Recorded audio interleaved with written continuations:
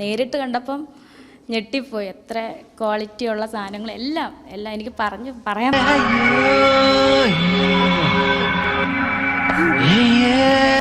ടീമിന്റെ പേരെന്തായിരുന്നു? ചേച്ചി ആദ്യമായിട്ടാണ് ക്രിക്കറ്റ് കളിക്കാൻ പോകുന്നത്? ഞാൻ കളിക്കണോ? ഞാൻ എന്തായാലും ഞാൻ ഈ ബിഗ് ബോസിന് ശേഷം ഞാനൊരു പ്രോഗ്രാമിനും പോയിട്ടില്ല. അയ്യോ പാപം. ബിഗ് ബോസിന് ശേഷം ഒരു പ്രോഗ്രാമിന് പോലും പോകാത്ത ഏക വ്യക്തി രേണുസുതി ആയിരിക്കും. ബിഗ് ബോസിന് ശേഷം ഒരു കോഴിക്കൂട്ടിനകത്ത് അടച്ചിട്ടിരിക്കുമായിരുന്നു. ഇപ്പോഴാണ് തുറന്നു വിട്ടത്. കുറച്ച് നാളുകൾക്ക് മുമ്പേ ഏഷ്യാനെറ്റിന്റെ വക സുധിച്ചേട്ടനെ അപമാനിച്ചുകൊണ്ടൊരു പരിപാടി നടത്തിയായിരുന്നു. ആ പരിപാടിയിലെ മെയിൻ ക്യാരക്ടർ ആരായിരുന്നു? രേണു ആയിരുന്നു.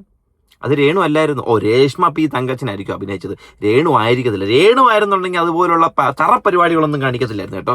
അങ്ങനെ ഇന്നെന്തായാലും സെലിബ്രിറ്റീസ് സോറി ബിഗ് ബോസ് സെലിബ്രിറ്റീസിന്റെ ഒരു ക്രിക്കറ്റ് മാച്ച് ഉണ്ടായിരുന്നു. അത് ക്രിക്കറ്റ് മാച്ച് ആണോ അതോ കുട്ടി കോലു ആണോ എന്നുള്ളത് ആ കളി കണ്ടവർക്ക് മാത്രമേ തീരുമാനിക്കാനായിട്ട് കഴിയൂ. പക്ഷേ ഈ ഫോൺ വഴി കണ്ട എനിക്കറിയാം അത് കുട്ടിയും കോലു ആയിരുന്നു. പണ്ട് രസികൻ സിനിമയിൽ ദിലീപ് കാണിച്ച അതേ സാധനമായിരുന്നു അവിടെ കാണിച്ചുകൊണ്ടിരുന്നത്.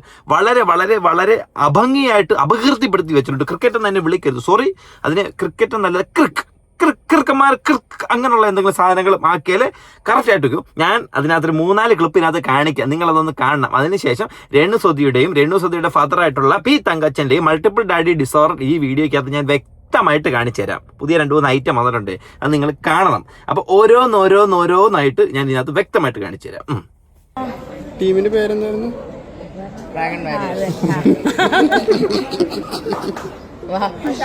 സ്വന്തം ടീമിന്റെ പേര് ഏതാണെന്ന് പോലും അറിയാതെ കളിക്കാനകത്ത് എത്തിയ രേണുവിന് ഇതൊന്നും അറിയേണ്ട ആവശ്യമില്ല. കാരണം രേണുവിനെ സംബന്ധിച്ച് കൊല്ലം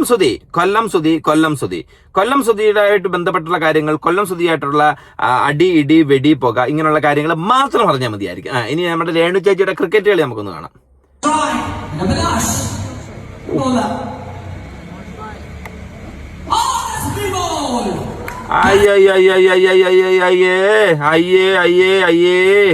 ഇത് ഞാൻ രേണുസുതിയുടെ കൂടെ കേട്ടോ. അഭിലാഷേ അത്ര പ്രായമായില്ലടാ.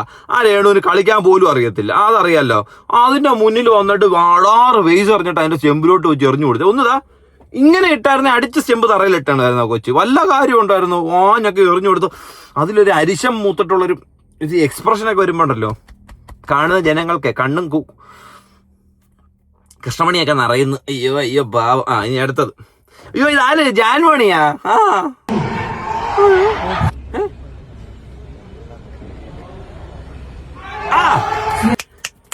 പന്ത് ബാറ്റെ കൊണ്ട്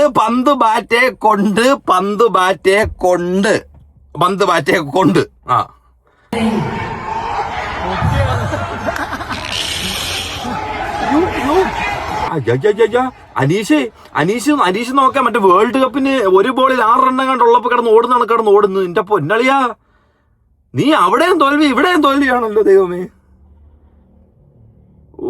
അടാറ് കളി. സത്യം പറഞ്ഞാൽ ഈ കളിയൊക്കെ മിസ് ചെയ്യുന്നു. ഇതൊക്കെ സത്യം പറഞ്ഞാൽ അംബാനിയുടെ വക ജിയോ ഹോട്ട്സ്റ്റാറിൽ സംപ്രേഷണം ചെയ്യേണ്ട ഒരു സാധനമാണ്. ഇത് കാണണം. ഇത് നമ്മുടെ നാട്ടിലുള്ളവർ മാത്രമല്ല, ലോകമെമ്പാടുമുള്ള ജനങ്ങൾ കാണണം ക്രിക്കറ്റ് എന്താണെന്നും ക്രിക്കറ്റിനെ ഇതുപോലെ കളിക്കാമെന്നുള്ളൊരു സാധനം. ഏതാ നോർത്ത് ഇന്ത്യയിലൊക്കെ ഉണ്ട് ഇങ്ങനെ അറിയുന്നത്. അത് പിന്നെ സ്പീഡ് ഉണ്ടെന്ന് പറയാം. ഇതിന്റെ പേരെന്തുവാ? ഏതാ കളി? ഇത് ഇന്ത്യ തന്നെ ഉള്ള കളിയാണോ? തമ്പുരാൻ അറിയാം ഇന്ത്യയിലുള്ള കളിയാണോ ഈ ഒരു കാര്യത്തെ കുറിച്ച്. അപ്പൊ അടുത്ത രേണു ചേച്ചിയെ നമുക്ക് കൊണ്ടുവരാം. രേണു ചേച്ചി ആദ്യമായിട്ടാണ് ക്രിക്കറ്റ് കളിക്കാൻ പോകുന്നത്? ഞാൻ കളിക്കണോ? ഞാൻ എന്തായാലും ആദ്യത്തേതും അവസാനത്തേതും. ഞാൻ ഈ ബിഗ് ബോസിന് ശേഷം ഞാനൊരു പ്രോഗ്രാമിനും പോയിട്ടില്ല. ഞാൻ ആദ്യമായിട്ടാണ് വരുന്നത്. ബോൾ ചെയ്യാനാണോ ബാറ്റ് ചെയ്യാനാണോ കൂടുതൽ ഇഷ്ടം? രണ്ടും ചെയ്യാൻ ഇഷ്ടമല്ല, പക്ഷെ ചെയ്തല്ലേ പറ്റത്തുള്ളൂ. എന്തെങ്കിലുമൊക്കെ ചെയ്യാം, കോമഡി ആയിട്ട്. സിക്സ് ഒക്കെ അടിക്കുമെന്ന്? പിന്നെ സിക്സ് അടുപ്പിക്കും മിക്കവാറും. ബോളർക്ക് 6 അടുപ്പിക്കുമായിരിക്കും മിക്കവാറും. എന്താ അച്ചടക്കത്തോടു കൂടി സംസാരിക്കുന്ന ഒരു രേണുവിനെ കാണാനായിട്ട് സാധിക്കുന്നത്. ഈ full credit goes to Shafeena Beevi കൊണ്ടുവന്നൊരു സ്ക്രീൻഷോട്ടിന് ശേഷമാണ് രേണുവിനെ ഇതുപോലെ അടക്കവും ഒതുക്കത്തോടും കൂടി കാണാനായിട്ട് സാധിക്കുന്നത്. നിങ്ങളൊന്ന് ആലോചിച്ച് നോക്കിയേ, എന്ത് മര്യാദയോട് കൂടി, എന്ത് അച്ചടക്കത്തോടു കൂടിയാ സംസാരിക്കുന്നത്. ഇതുപോലെ രേണുവിനെ നമ്മൾ ഇതിനു മുമ്പ് കണ്ടിട്ടുണ്ടോ? മഷിയിട്ട് നോക്കിയാൽ കാണാൻ പറ്റത്തില്ല. മഷിയിട്ട് നോക്കിക്കഴിഞ്ഞാൽ ഇതാരേത്? ഇവനെന്താ ഈ ഡ്രസ് ഇങ്ങനെ ഇട്ടിരിക്കുന്നത്? പിന്നെ ഈ UDFന്റെ ഒരുപാട് പ്രഖ്യാപനങ്ങളുണ്ട്. അതായത് ബസ്സിൽ സ്ത്രീകൾക്ക് സൗജന്യ യാത്രയൊക്കെ. അപ്പൊ ഇവൻ ആണിൽ നിന്നും പെണ്ണാവാനായിട്ട് നോക്കി ഇപ്പൊ ആണുമല്ല പെണ്ണുമല്ല. ഇത് ഏത് രൂപം? ഉത്സവകാലത്ത് മാത്രം കണ്ടുകൊണ്ടിരുന്നായിരുന്നു. ഇപ്പൊ ഇത് വണ്ടിയിലുമായി. പിന്നെ ബസ്സിൽ കയറ്റിയിട്ട് ഫ്രീ ആയിട്ട് സൗജന്യ യാത്ര തരുമോ? പിന്നെ എന്താ, ഞാൻ സ്ത്രീയല്ല, എനിക്ക് സൗജന്യ യാത്ര വേണ്ട. പിന്നെ സൗജന്യം തന്നില്ലെങ്കിൽ ഞാൻ അവിടെ പ്രതിഷേധം ഉണ്ടാക്കും. ഞാനത് ആ ഒരു നിയമം അവർ പറഞ്ഞിട്ടുണ്ടെങ്കിൽ അത് വാങ്ങിച്ചിട്ടേ ഞാൻ അടക്കും. അയ്യോ ശരിയാ. മറ്റേ ടിക്കറ്റ് കൊടുക്കുന്ന സാധനത്തിനകത്ത് മെയില് ഫീമെയിൽ എന്ന് കൊടുത്തിട്ടുണ്ട്. അപ്പൊ അതിനകത്ത് മെയിൽസിനും ഫീമെയിൽസിനും സെപ്പറേറ്റ് ആ ടിക്കറ്റ് കൊടുക്കുന്നത്. അപ്പൊ നിങ്ങൾ വരുമ്പോഴത്തേന് എന്തോ ചെയ്യും? അതിനെ സെപ്പറേറ്റ് എന്തെങ്കിലും ജെൻഡർ അതിനകത്ത് കൊടുക്കണം. അല്ലാതെ ഫീമെയിൽ എന്ന് പറഞ്ഞൊരു കാറ്റഗറിയിലേക്ക് കൊണ്ട് കയറ്റില്ല ഈ ഒരു സാധനത്തെ കുറിച്ച്. ഞാൻ ഇതിനകത്ത് വ്യക്തമായിട്ട് പറയാനുള്ള കാര്യം എന്ന് അറിയാം. നമ്മുടെ ചവറയിൽ വിളക്കെടുക്കുമല്ലോ ഇവര്. അപ്പൊ വിളക്കെടുക്കുന്ന അവിടുത്തെ ഒരു ഐതിഹ്യം എന്തുവാ സംഭവം? പുരുഷൻ സ്ത്രീവേഷം ധരിച്ച് ആഗ്രഹം സഫലമാവാൻ വേണ്ടിയിട്ട് വിളക്കെടുക്കുന്നതാണ് അവിടുത്തത്. അപ്പൊ ഇവര് വന്ന് വിളക്കെടുക്കുമ്പോൾ എന്ത് വേണം നമ്മൾ പറയേണ്ടത്? പുരുഷൻ സ്ത്രീവേഷം ധരിച്ചിട്ടല്ലേ? അവിടെ വരുമ്പോഴത്തേക്കിന് ഇവർക്ക് അങ്ങനെ വിളക്കെടുക്കാം. പുറത്ത് വരുമ്പോഴത്തേക്ക് ഞങ്ങൾ പുരുഷന്മാരല്ല. നാറി തന്തല്ലേ കാണിക്കുന്ന. ഉറപ്പാണ്. ഉറപ്പിനെന്ത്? എന്നാ നമുക്ക് ബസ്സിൽ കാണാം. പിന്നെ ബസ്സിൽ കാണാം. നമുക്ക് ബസ്സിൽ എല്ലാവർക്കും കൂടി ഒരു ടൂറ് പോകണം അല്ലേ രാജവത്ത? എല്ലാ പെണ്ണുങ്ങൾക്കും കൂടി ഒരു ബസ്സിൽ ഞങ്ങൾ ഗവി പോകാനുള്ള ഒരു പ്ലാൻ ചെയ്യുന്നുണ്ട് അല്ലേ? നമുക്ക് എല്ലാവരും കൂടി ഗവിയിലേക്ക് പോകാം. അതാവുമ്പോൾ ഗവൺമെന്റ് വണ്ടി ഉണ്ടല്ലോ, നമുക്ക് സുഖമായിട്ട് ഗവി പോയി ഇറങ്ങിക്കൂടെ? ഇതാണ് സൂചി കുത്താൻ കിട്ടുന്ന സ്ഥലത്ത് തൂമ്പ. ശരി, അത് കറക്റ്റ് ആയിരിക്കും. നീ കുത്തുന്നതിനകത്ത് എങ്ങനെ വേണേലും കുത്തിക്കയറ്റം ഇറക്കാൻ പറ്റുമായിരിക്കുമല്ലോ. അപ്പം അങ്ങനെ, അതായത് ഗവൺമെന്റ് കൊടുക്കുന്ന ഒരു ആനുകൂല്യത്തെ എങ്ങനെങ്കിലും ദുരുപയോഗം ചെയ്ത് അതിൽ നിന്നും മാക്സിമം ഊറ്റി ജീവിക്കണമെന്ന് ആഗ്രഹിക്കുന്ന കുറെ എണ്ണം. ഇതായിരിക്കും ചിലപ്പോൾ നമ്മുടെ ഗണേഷ് കുമാർ പറഞ്ഞു, ബെൻസ് വാങ്ങാൻ കാശുള്ളവൻ KSRTC ബസ്സിൽ കയറി ഊര് ചുറ്റിക്കഴിഞ്ഞാൽ എന്തായിരിക്കും അവസ്ഥ എന്നുള്ളത്. ശരിക്കും ഇവനെ പോലുള്ളവനെ കണ്ടിട്ടായിരിക്കാം മിക്കവാറും ആ മന്ത്രി ആ ഒരു വാക്ക് സ്റ്റേറ്റ്മെന്റ് പറയേണ്ടി വന്നത്. കഴിഞ്ഞ വീഡിയോയിൽ പാവപ്പെട്ടവനെ ഞാൻ എന്തൊക്കെ പറയുകയും ചെയ്തു. ക്ഷമിക്കണം അണ്ണ, ഇവനെ പോലുള്ള തന്തയില്ലാത്തവന്മാരുണ്ടെന്ന് ഞാൻ അറിഞ്ഞില്ലായിരുന്നു. ഈ കിട്ടുന്ന ആനുകൂല്യത്തെ ദുരുപയോഗം ചെയ്യുന്നത്. I am really sorry. I am sorry. എനിക്കിപ്പോൾ അത്രേ പറയാനായിട്ട് കഴിയും. കാരണം അണ്ണൻ തോറ്റുപോയി. ഇനിയിപ്പോൾ എന്തോ ചെയ്യാനാ? പത്തനാപുരംകാർ അണ്ണനെ തോപ്പിച്ചു. ഇനി രേണുസുതിയുടെയും അച്ഛൻ തങ്കച്ചൻ്റെ മൾട്ടിപ്പിൾ ഡാഡി ഡിസോർഡറിലേക്ക് നമുക്ക് വരാം. അതായത് നമ്മുടെ ഒരു മാല കണക്ക് നമ്മൾ അങ്ങാറ്റത്തുനിന്ന് ഇങ്ങോട്ടത്ത് വരികയാണ്. രേണു, വീട് എങ്ങനെയുണ്ട് കണ്ടിട്ട്? കണ്ടപ്പോൾ തന്നെ ഭയങ്കര ഇമോഷണലായി. കാരണം സ്വപ്നം പോലും കാണാൻ പറ്റാത്ത വീടാണിത്. ഞങ്ങൾക്ക് പണിയാൻ പോകുന്നത് ഒരുപാട് ഹാപ്പി. പ്രത്യേകിച്ച് KHDCക്കും ഫിറോസിക്കായ്ക്കും അതിനുള്ള എല്ലാ അംഗങ്ങൾക്കും എല്ലാവർക്കും, ഈ കൂട്ടായ്മ ചേരുന്ന എല്ലാവർക്കും, നമ്മുടെ കൂടെ ഉള്ള എല്ലാവർക്കും ഒരുപാട് ഹാപ്പി. വളരെ നല്ല കാര്യം. അതായത് നേരത്തെ തന്നെ KHDC ഫിറോസിനൊക്കെ ഇത്രയും നന്ദി പറഞ്ഞ് ഇത്രയും സന്തോഷത്തോടു കൂടി കാണുന്ന ഒരു വ്യക്തിയായിരുന്നില്ലേ രേണു? അതാണ് വേണ്ടത്. നമുക്ക് അറിയില്ലല്ലോ, നേരിട്ട് കണ്ടപ്പം ഞെട്ടിപ്പോയി. എത്ര ക്വാളിറ്റി ഉള്ള സാധനങ്ങൾ എല്ലാം എനിക്ക് പറയാൻ പറ്റുന്നില്ല, വാക്കുകളില്ല. അടുത്തത് ഫിറോസ് KHDC ഇറങ്ങിയിട്ടുണ്ട്. പറഞ്ഞു തൻ്റെ അടുത്ത് വീട് തരാൻ, പിള്ളേർക്ക് വീട് കൊടുക്കാൻ പറഞ്ഞു. ഇല്ലല്ലോ. അത് ഇങ്ങനെ ആ ചില്ലിട്ട ആ ഭാഗത്ത് നല്ലതായിട്ട് ചോർച്ചയുണ്ട്. മഴ പെയ്യുമ്പോൾ നന്നായിട്ട് ചോരുന്നുണ്ട്. ഇല്ല, ഋതപ്പം കിടക്കുന്നിടത്ത് ചോരുന്നുണ്ട്. പിന്നെ ഹോളിലും ഉണ്ട്. ആ, ഹോളിൽ നന്നായിട്ടുണ്ട്. ലിവിങ്ങിൽ ഉണ്ട്, ചോർച്ചയുണ്ട്.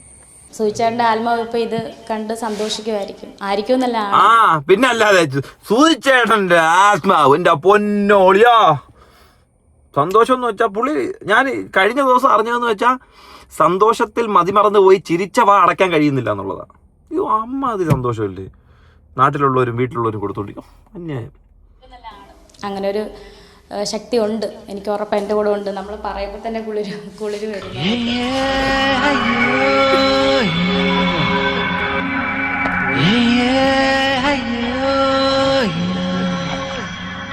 ഇതിപ്പോ ഒരാൾക്ക് മാത്രമല്ല 3-4 പേർക്ക് കുളിര് പോരുന്ന പരിപാടികളാണല്ലോ കടന്നുകൊണ്ടിരിക്കുന്നത്. ദൈവമേ,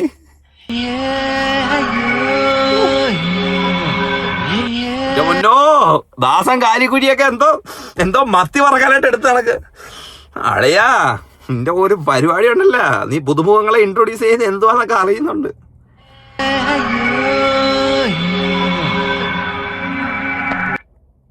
ഇപ്പോഴത്തെ ജീവിത സാഹചര്യം ഞാൻ ഇതിന്റെ ഗ്രേവിയും എണ്ണയും മാത്രമേ കഴിക്കത്തുള്ളൂ. അതുകൊണ്ട് ഏത് ടൈപ്പ് ആണെങ്കിലും എനിക്ക് ഇതിനൊന്നും ഞാൻ എത്ര നേരം ഇത് കണ്ടോ. അടിപൊളി ചെരുപ്പാണല്ലോ. അതെ, എവിടെ വാങ്ങിയ? ഇവര് തന്നെ മേടിച്ചാണ്, ഞാൻ സെലക്ട് ചെയ്തതാണ്. എത്ര വില? 35,000.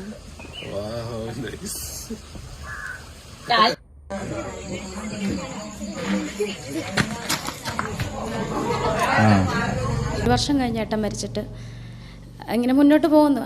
എല്ലാവരും ഉള്ളതുകൊണ്ട് നമുക്ക് എല്ലാവരും ഒരു ആശ്വാസമായിട്ട് നമ്മുടെ കൂടെ ഉള്ളതുകൊണ്ട് നമ്മൾ മുന്നോട്ട് പോകുന്നു. ഒരു മുത്തം കൊടുത്ത്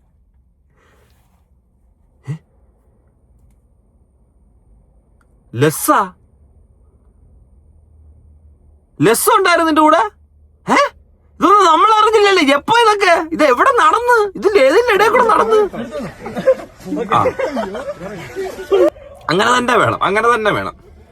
ഒറാങ്കുട്ടന്റെ കയ്യിൽ തണ്ണിമത്തം കിട്ടിയാണ് കൊണ്ട് ജസ്റ്റ് ഇങ്ങനെ മുട്ടിക്കേണ്ട ഒരു സീൻ വന്നാൽ ഓക്കെ. പക്ഷെ സുധിയുടെ ഒരു കമ്പിപ്പണിയും കാര്യങ്ങളായിരുന്നു. പുള്ളി എന്റെ അടുത്ത് ഒരുപാട് തവണ പറഞ്ഞിട്ടുണ്ട് അല്ലേ? എന്താ പേരെന്താ? തങ്കച്ചൻ. On stage. വീട് കണ്ടിട്ട് എന്താണ് തോന്നുന്നത്? വീട് കണ്ടെന്ന് പറഞ്ഞാൽ തുടക്കം തൊട്ടേ ഞാനിവിടെ ഉണ്ട്. പക്ഷേ എനിക്കും കെട്ടിടത്തിൻ്റെ പണിയാണ്. സ്വന്തമായിട്ട് ഞാൻ കെട്ടിടം പണിതിട്ടുണ്ട്. അല്ലാതെ കമ്പനികളിലൊക്കെ നിന്ന് വർക്ക് ചെയ്തിട്ട് സ്വന്തമായിട്ടും പണി ചെയ്ത ഒരാളാണ്. ഇപ്പം അതായത് മനസ്സുകൊണ്ട് ഞാൻ ചെയ്യുകയാണെങ്കിലും അതിലും അത്ര ഭംഗിയായിട്ട് ചെയ്യത്തില്ലെന്നുള്ളതാണ്. കേട്ടോ, ഒന്നും മിണ്ടിയില്ല. അയ്യോ, തങ്കച്ചൻ പണിഞ്ഞു കൊടുത്തിട്ടുള്ള വീടുകളുടെയൊക്കെ അവസ്ഥ ഒന്ന് ആലോചിച്ച് നോക്കുക. ഞാൻ പണിഞ്ഞു കഴിഞ്ഞാൽ ഇതുപോലെ ഭംഗിയായിട്ട് ചെയ്യത്തില്ലെന്ന്. ഭംഗികേടായിട്ടേ ചെയ്യത്തുള്ളല്ലേ? അത് ചിലപ്പോൾ സ്വന്തമായിട്ട് ചെയ്യുന്ന ആയിരിക്കത്തില്ല, അങ്ങ് ചെയ്ത് കഴിയുമ്പോൾ അങ്ങനെ ആയി പോകുന്നതായിരിക്കും ചിലപ്പോൾ. അവിടെ നാളെ വന്നു, ഞാൻ ഇങ്ങനെ കുറെ കാര്യങ്ങൾ പറഞ്ഞു കൊടുത്തു. ഈ തേപ്പെന്ന് പറയുന്നത്, ഈ വീട് തേച്ചിരിക്കുന്നത് സിമെന്റും മണലും ഇല്ലാതെയാണ്. സിമെന്റും വായു കൊണ്ട് തേച്ചു കൊടുത്തു. സാധാരണ വീട് പണി നമ്മുടെ ഈ കേരളത്തിൽ ഞാൻ കണ്ടിരിക്കുന്നത്, ഞാനും ഒരു കെട്ടിട പണിക്കാരനായിരുന്നു. അങ്ങനെ തേച്ച് കെട്ടിക്കഴിഞ്ഞാൽ തേപ്പെന്ന് പറയുന്നത് ഇവിടെ വെറും ഒരു എന്താ പറയുക, ക്ലേ പോലെ ഒരു സാധനം, കുമ്മായം പോലെ. കെട്ടിട പണിക്കാരന് ഒരുപാട് വീടുകൾ പണിഞ്ഞിട്ടുണ്ട്. ഇവിടെ എന്തോ ക്ലേ കണക്കുള്ള ഒരു സാധനം വെച്ചിട്ടാണ് വീട് പണിഞ്ഞിരിക്കുന്നത്. ആ പണിഞ്ഞു കൊടുത്തിട്ടുള്ള വീട്ടിൽ താമസിക്കുന്ന ആൾക്കാരുടെ അവസ്ഥയൊന്നും ആലോചിച്ച് നോക്കെ. പോലെ പാക്കറ്റ്, കുമ്മായം പോലെ 50 കിലോയുടെ പാക്കറ്റ് എടുത്തിട്ടില്ല. എനിക്ക് ഒരുപാട് കോടീശ്വരന്മാരായിട്ടുള്ള പണക്കാരികളായിട്ടുള്ള കൂട്ടുകാരൊക്കെ ഉള്ള ആളായിരുന്നു ഞാൻ പണ്ട്. മനസ്സറിഞ്ഞ് തന്നെ ചെയ്തു എന്ന് നമുക്ക് ഈ ദൃശ്യം. ഞാനും അംബാനിയും ഒരേ സ്കൂളിലാണ് പഠിച്ചത്. അംബാനിയുടെ മക്കള് എന്റെ നഴ്സറി സ്കൂളിലാണ് പഠിച്ചത്. ദൃശ്യങ്ങളിൽ നിന്ന് തന്നെ വ്യക്തമാക്കാം. രേണുവിന്റെ വാക്കിൽ നിന്ന്, രേണുവിന്റെ അച്ഛന്റെ വാക്കുകളിൽ നിന്ന് നമുക്ക് കൃത്യമായിട്ട് മനസ്സിലാക്കാൻ കഴിയുന്നുണ്ട്. എന്തായാലും അയ്യോ, മനസ്സിലായതാണേ, ഞങ്ങള് കണ്ടതാണേ. അങ്ങനെ മനസ്സിലാക്കി സ്ഥലം കൊടുത്ത നോവൽ ഫിലിപ്പ് അച്ഛനാണെങ്കിലും വീട് വെച്ചു കൊടുത്ത KSDC ഫിറോസ് ആണെങ്കിലും സഹായിച്ചിട്ടുള്ള ഫ്ലവേഴ്സ് കാർഡാണെങ്കിലും തൃപ്തിയായി, മനസ്സ് നിറഞ്ഞ്, അതായത് ഒരു ഊണ് കഴിച്ച് കൈ കഴുകി ഇറങ്ങിയ ഫീലിലാണ്. സംതൃപ്തി കൊണ്ട് കണ്ണ് നിറഞ്ഞു പോയവർക്ക് ഈ പ്രതികരണം കണ്ടിട്ടേ അതിനുശേഷം വന്നിട്ടുള്ളൂ. സിറ്റ് ഔട്ടൊക്കെ ഞങ്ങൾ മഴ പെയ്ത് കഴിഞ്ഞാൽ വെള്ളം കയറാതിരിക്കാൻ വേണ്ടിയിട്ട് കുറച്ചുകൂടെ പുറത്തേക്ക് ഒരു എക്സ്റ്റൻഷനൊക്കെ ചെയ്തിട്ടുള്ളത്. അയാളിന് എത്ര വലിയ സമ്പന്നനായിക്കോട്ടെ, അല്ല വലിയ കോൺട്രാക്ടർ ആയിട്ട്, ഇതാണോ പുള്ളി ചെയ്യേണ്ട കാര്യം? ഏറ്റവും നല്ല രീതിയിൽ, ഏറ്റവും മനോഹരമായ രീതിയിൽ, ഏറ്റവും നല്ല ക്വാളിറ്റിയിൽ സൂപ്പറായിട്ട് തന്നെയാണ് നമ്മൾ ചെയ്തു കൊടുക്കുന്നത്. ആരാണ് ഇത് ഡിസൈൻ ചെയ്തത്? ഡിസൈൻ KHDC എന്ന് പറയുന്ന എനിക്കൊരു കമ്പനിയുണ്ട്, KHDC എഞ്ചിനീയറിംഗ് കൺസൾട്ടൻസി എന്ന് പറഞ്ഞിട്ടുണ്ട്. നമ്മളാണ് ഇത് ഡിസൈൻ ചെയ്തത്. അട്ടി വല്ലടിച്ചു പോലെ മുഴുവൻ മേളിന്ന് താഴോട്ട് അടർന്ന് വീണോണ്ടിരിക്കുക. ഡിസൈൻ ചെയ്ത് നമ്മളെ ഗ്രൂപ്പിൽ നമ്മൾ പോസ്റ്റ് ചെയ്ത് എല്ലാവരുടെയും അഭിപ്രായങ്ങളൊക്കെ സ്വീകരിച്ചു. എന്നിട്ടാണ് നമ്മളിത് ചെയ്തെടുത്തത്. ഇത് അടിപൊളി പ്ലാൻ എന്ന് പറഞ്ഞാൽ സൂപ്പർ പ്ലാനാണ്. കൊച്ചു വീടാണെങ്കിലും കണ്ടു കഴിഞ്ഞാൽ ആർക്കും ഇഷ്ടപ്പെടുന്നത്. അതാണ് ഇങ്ങനെ പല്ലിളിച്ച പോലെ ആയിരിക്കും മുഴുവൻ. ഞാൻ നാളെ കാണും ഈ സിറ്റ് ഔട്ടിന്റെ ബീമിന്റെ അടിഭാഗം വട്ടത്തിന് ഇത്രയും പെട്ടെന്ന് ലീക്ക് ഉണ്ടവിടെ. ഞാൻ എന്നിട്ട് ഇന്ന് വരെ ഞാൻ വേണ്ടിയില്ല. എന്താ കുട്ടികൾക്കും കുടുംബവും കുഞ്ഞുങ്ങളും ഉണ്ടെന്ന് ഓർക്കണം. ഇത്രയേ ഉള്ളായിരുന്നു. അപ്പം ഞങ്ങൾ സാറ്റ് കളിക്കുമായിരുന്നു, അവനെ കെട്ടിപ്പിടിക്കായിരുന്നു, അവനെ എടുക്കത്തില്ല. അവന് ഇത്ര ആളുണ്ടായിരുന്നു. അവൻ ഓർമ്മയുണ്ട്, അവനെ പാട്ട് പാടി ഉറക്കുമായിരുന്നു, അവനെ കുളിപ്പിക്കുമായിരുന്നു. ഇതെല്ലാം കഴിഞ്ഞിട്ട് 18 അച്ഛൻ, അമ്മ, പിന്നെ അവിടുത്തെ രീതിയിൽ ഭയങ്കര ഒരു ഫ്രീഡം. ഞാൻ അച്ഛനെ എപ്പോഴും കാണുന്നു, അങ്ങനത്തെ ഒരു ഇതായി. പിന്നെ ആ ഒരു ഇത് കഴിഞ്ഞ് ഞങ്ങൾ കോട്ടയത്ത് നിൽക്കുന്നു. കുറച്ച് കഴിഞ്ഞപ്പോഴത്തേക്കും എന്തൊക്കെയോ എന്തോ എല്ലാവരും ഇങ്ങനെ കോട്ടയത്ത് വന്ന് ആദ്യമൊക്കെ സെറ്റപ്പ്, പിന്നെ അങ്ങോട്ട് പോവാ എന്തൊക്കെയോ ഇതാവുന്നു. എല്ലാവരുടെ ഒരു സ്വഭാവമൊക്കെ ഒരു മാറ്റം, എന്തൊക്കെയോ എന്തോ പറയണമെന്ന് എനിക്ക് ബാക്കി പറയാം. ഞാൻ കമ്പ്യൂട്ടറൊക്കെ അതായത് രേണുവിന്റെ വീട്ടിലേക്ക് താമസിച്ചിട്ട് പോയ കൊല്ലം സുധി ജോലിക്ക് പോകുന്ന സമയത്ത് മോനായിട്ടുള്ള കിച്ചുവിനുണ്ടായിട്ടുള്ള അനുഭവം. ഞങ്ങൾ എടുക്കുന്നു, പിടിക്കുന്നു, കുളിപ്പിക്കുന്നു, തൊഴിക്കുന്നു, എന്തൊക്കെയാണോ നടന്നത്. എടുത്തൊരു റൂമിനകത്ത് ഇങ്ങനെ അതിനകത്ത് ഗെയിം കളിച്ച് എൻ്റെ ലൈഫ് മൊത്തം ഒരു ഭയങ്കരമായിട്ട് ഇങ്ങനെ ആവാൻ തന്നൊരു കാരണം അതുമല്ല, അതും വേറെയാ. ഇതൊക്കെയാണ് ഇതിൻ്റെയൊക്കെ ഒരു തുടക്കം. അവിടം തൊട്ടെന്നാണ് എൻ്റെ എന്താണ് ഒരു തുടക്കം. ഒരു റൂമിനകത്ത് ഇങ്ങനെ കമ്പ്യൂട്ടറും കളിച്ച് ഇങ്ങനെ അതിനകത്ത് എന്ന് പറഞ്ഞാൽ വേറെ കണക്ഷൻ ഇല്ല. അച്ഛൻ മാത്രം എൻ്റെ റൂമിൽ വരും, എനിക്ക് ഫുഡ് തരും, പോവും. അയ്യോ ഇതാണ് നമ്മുടെ രേണുസുതി കാണിക്കാതും പറയാറേ ഉള്ള മൾട്ടിപ്പിൾ ഡാഡി ഡിസോർഡർ. ഇത് നമ്മൾ ഒറ്റ വീഡിയോ മാത്രമല്ല, അങ്ങ് നേരത്തെ പഴയത് മുതലുള്ള ക്ലിപ്പുകളെല്ലാം കൃത്യമായിട്ട് ഒരു യൂട്യൂബിൽ നിന്ന് പൊക്കിയെടുത്ത് നിങ്ങൾക്കായിട്ട് കൊണ്ടുവന്നത് കേട്ടോ. നല്ലൊരു ട്രോളായിരുന്നു ചെറുക്കൻ ചെയ്തു വെച്ചിട്ടുള്ളത്. അതിനകത്ത് ഈ ഭാഗങ്ങൾ ഞാൻ അടർത്തി എടുത്തിരിക്കുന്നത്. എന്തായാലും കൊള്ളാം. രേണുസുതി പോട്ടെ, പുതിയ കാര്യങ്ങൾ വരട്ടെ, പുതിയ ചടങ്ങിലായിട്ടൊക്കെ എത്തട്ടെ. ഇപ്പൊ ക്യാമറയുടെ മുന്നിൽ വന്നപ്പോഴത്തേക്കും അധികം സംസാരിക്കേണ്ടതായിട്ടുള്ള ആവശ്യങ്ങളൊന്നുമില്ല, ഒന്നും സംസാരിക്കാനില്ല. മുമ്പിങ്ങനല്ലായിരുന്നു. എന്തെങ്കിലും പരിപാടിക്ക് വന്നു കഴിഞ്ഞാൽ 108 വീഡിയോ ആയിരുന്നു രേണുവിന്റെ വക പുറത്തോട്ട് വരുന്നത്. 108 വീഡിയോയും 108 അപരാധങ്ങളും 108 കണ്ടന്റ് വരുന്നത്. ഇപ്പൊ ഒന്നുമില്ല. രേണുസുതി ഒതുങ്ങി, രേണുസുതിയെ ഒതുക്കി. രേണുസുതി അച്ചടക്കമുള്ള ഒരു സ്ത്രീയായിട്ട് വളർന്നു വരാനായിട്ട് പോകുന്നു. ഇനിയാണ് ജീവിതം ആരംഭിക്കാനായിട്ട് പോകുന്നത്. ബെലെ ബേഷ്, ബെസ്റ്റ് ഓഫ് ലക്ക്.